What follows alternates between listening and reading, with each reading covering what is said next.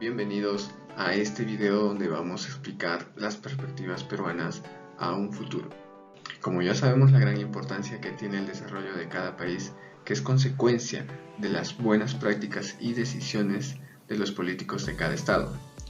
En nuestro caso vamos a ver la realidad de nuestro Perú, que al pasar de los años va mejorando poco a poco con la exportación minera, ya que somos un país con una gran riqueza de minerales brutos, y que esto nos ayudan bastante para el desarrollo científico y tecnológico.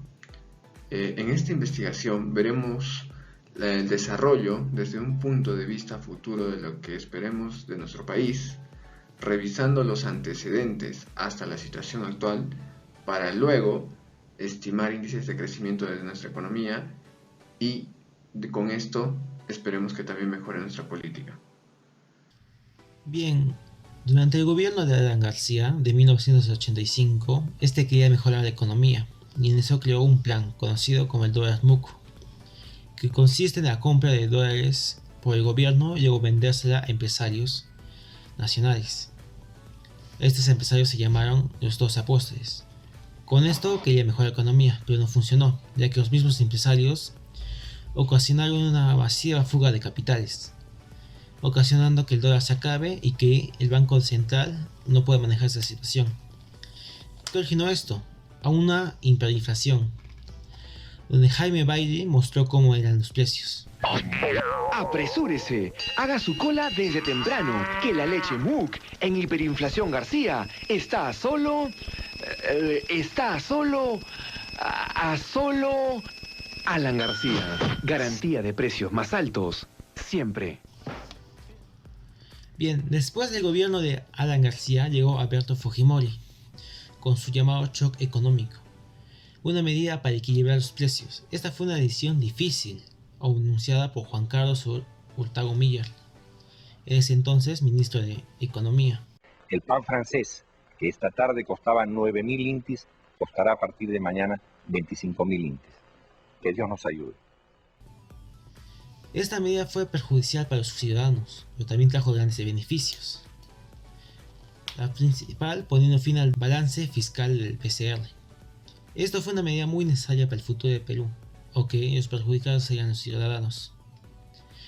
Se sabe que la inflación anual se redujo de 7.481% en 1990 a solo el 73% en 1992, y de ahí no subía del 10%.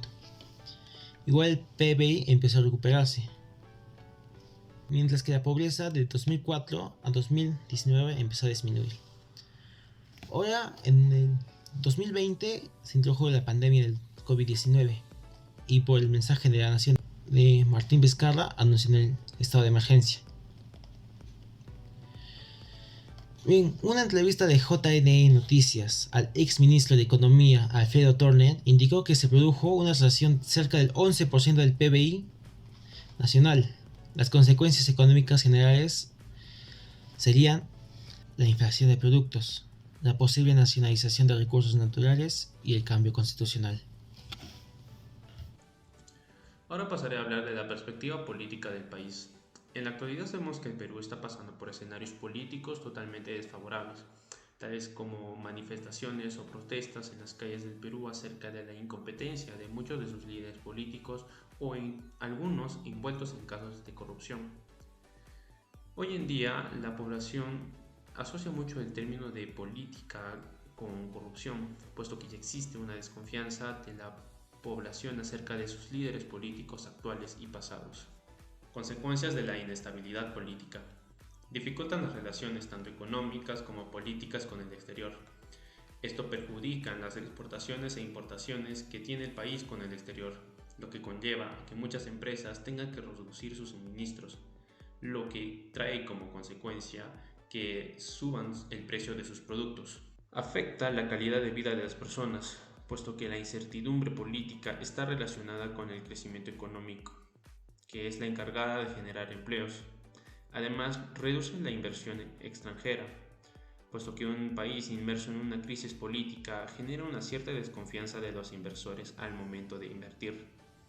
También provoca una desconfianza social, provoca manifestaciones y y protestas en las calles del Perú, además de una división social que genera enfrentamientos, lo que obstaculiza la actividad económica del país. Importancia de una estabilidad política. La situación política de un país determina el crecimiento económico, lo que también determina la calidad de vida de las personas y las relaciones económicas y políticas con el exterior.